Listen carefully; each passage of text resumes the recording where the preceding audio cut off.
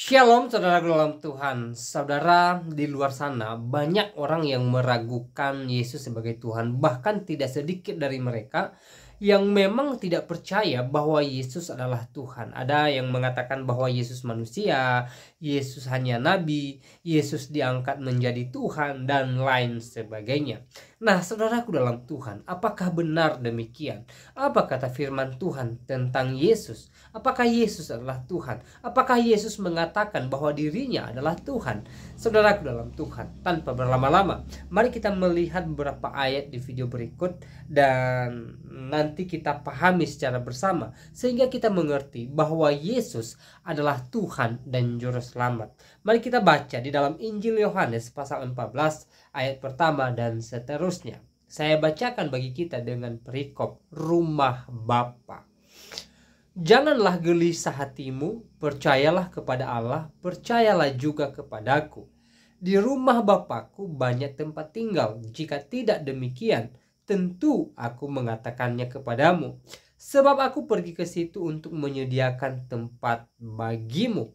Dan apabila aku telah pergi ke situ dan telah menyediakan tempat bagimu, aku akan datang kembali dan membawa kamu ke tempatku, supaya di tempat di mana aku berada, kamu pun berada. Nah, saudaraku dalam Tuhan, sampai di sini dulu kita pahami ayat ini, di mana Yesus mengatakan bahwa dia pergi kepada Bapa. Artinya dia pergi ke sorga untuk menyediakan sorga bagi kita.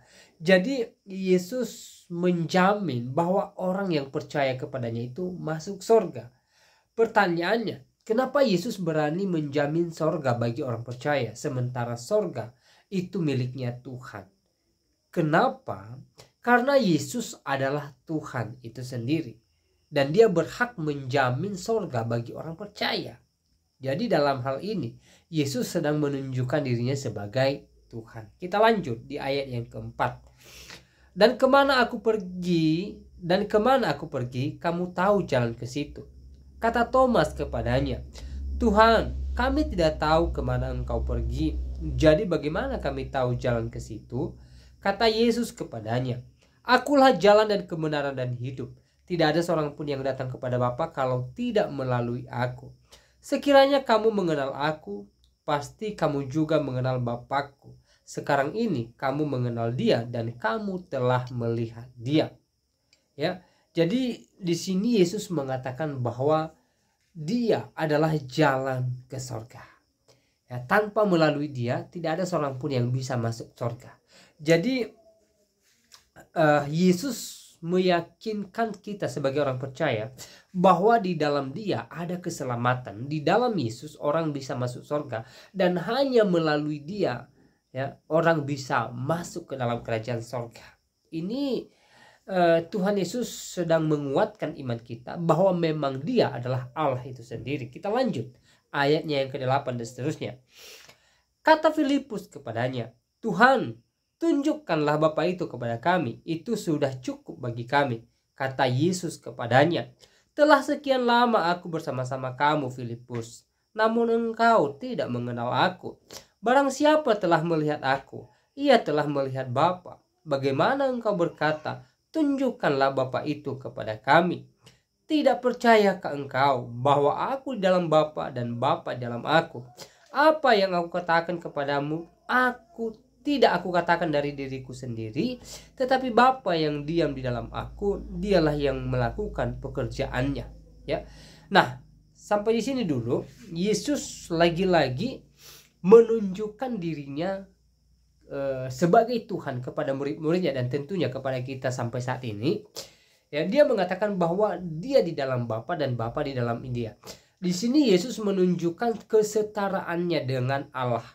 Derajatnya sama dengan Allah.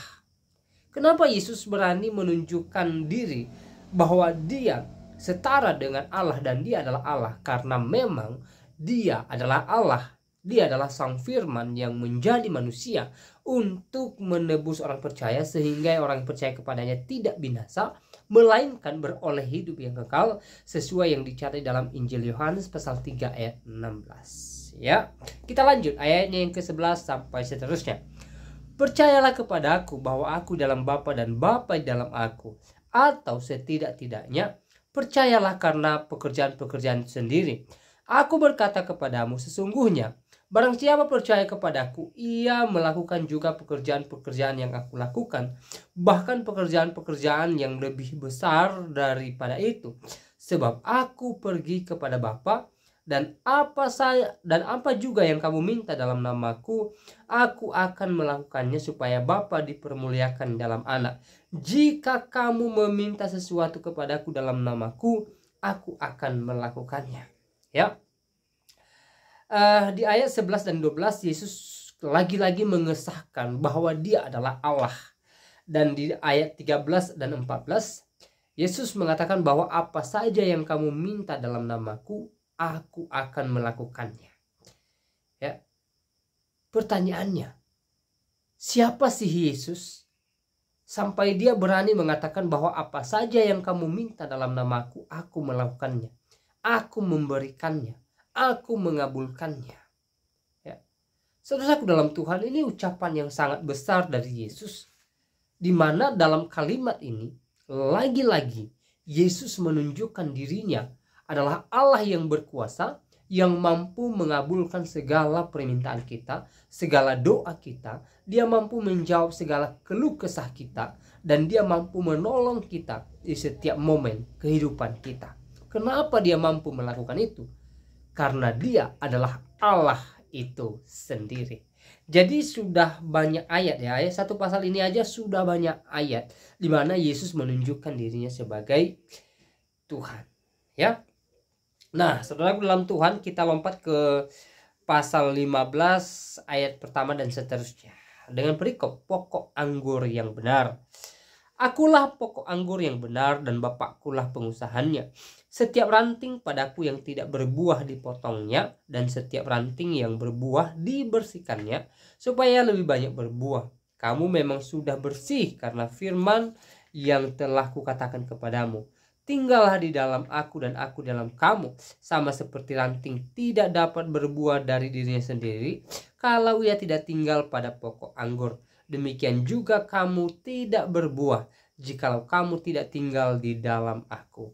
Akulah pokok anggur dan kamulah ranting-rantingnya. Barang siapa tinggal di dalam aku dan aku di dalam dia, ia berbuah banyak, sebab di luar aku kamu tidak dapat berbuat apa-apa. Barang siapa tidak tinggal di dalam aku, ia dibuang keluar seperti ranting dan menjadi kering. Kemudian dikumpulkan orang dan dicampakkan ke dalam api lalu dibakar. Jikalau kamu tinggal di dalam aku dan firmanku tinggal di dalam kamu, mintalah apa saja yang kamu kehendaki dan kamu akan menerimanya. Dalam hal inilah Bapakku dipermuliakan, yaitu jika kamu berbuah banyak, dan dengan demikian kamu adalah murid-muridku. Ya. Nah, saudaraku dalam Tuhan, Yesus mengatakan bahwa Dia adalah pokok anggur yang benar. Ya. Jadi orang yang tinggal di dalam Yesus pasti mengalami keselamatan gitulah. Ya, ada jaminan keselamatan bahwa orang yang percaya Yesus, orang yang taat akan firman yang disampaikan oleh Yesus, maka mereka dipastikan masuk ke dalam kerajaan sorga. Ya, ini sangat luar biasa saudaraku dalam Tuhan. Ya. Nah, di ayat selanjutnya, ya, Injil Yohanes 15 ayat 9 dengan perikop di sana perintah supaya saling mengasihi. Nah, di sini Yesus mengajarkan kita supaya kita hidup di dalam kasih dan mengasihi siapapun. Mari kita perhatikan ayat ke-9. Seperti Bapa telah mengasihi aku, demikianlah juga aku telah mengasihi kamu. Tinggallah di dalam kasihku itu. Jikalau kamu menuruti perintahku, kamu akan tinggal di dalam kasihku, seperti aku menuruti perintah Bapakku dan tinggal di dalam kasihnya. Semuanya itu kukatakan kepadamu supaya sukacitaku ada di dalam kamu dan sukacitamu menjadi penuh. Inilah perintahku, yaitu supaya kamu saling mengasihi, seperti aku telah mengasihi kamu. Tidak ada kasih yang lebih besar daripada kasih seorang yang memberikan nyawanya untuk sahabat-sahabatnya. Kamu adalah sahabatku jikalau kamu berbuat apa yang kuperintahkan kepadamu. Aku tidak menyebut kamu lagi hamba, sebab hamba tidak tahu apa yang diperbuat oleh tuannya. Tetapi aku menyebut kamu sahabat, karena aku telah memberitahukan kepada kamu segala sesuatu yang telah kudengar dari Bapakku. Bukan kamu yang memilih aku, tetapi akulah yang memilih kamu. Dan aku telah menetapkan kamu, supaya kamu pergi dan menghasilkan buah, dan buahmu itu tetap, supaya apa yang kamu minta kepada Bapa dalam namaku diberikannya kepadamu. Inilah perintahku kepadamu, kasihilah seorang akan yang lain. Nah, saudara dalam Tuhan, sebagai orang-orang yang hidup dalam Kristus, kita juga wajib hidup dalam kasih, wajib mengasihi siapapun, terutama mengasihi Tuhan. Nah, saudara dalam Tuhan, sekali lagi ayat-ayat yang barusan kita perhatikan tadi, yang kita baca dan kita sudah dengarkan, ya, menunjukkan bahwa Yesus adalah Tuhan dan Juru Selamat dalam kehidupan kita.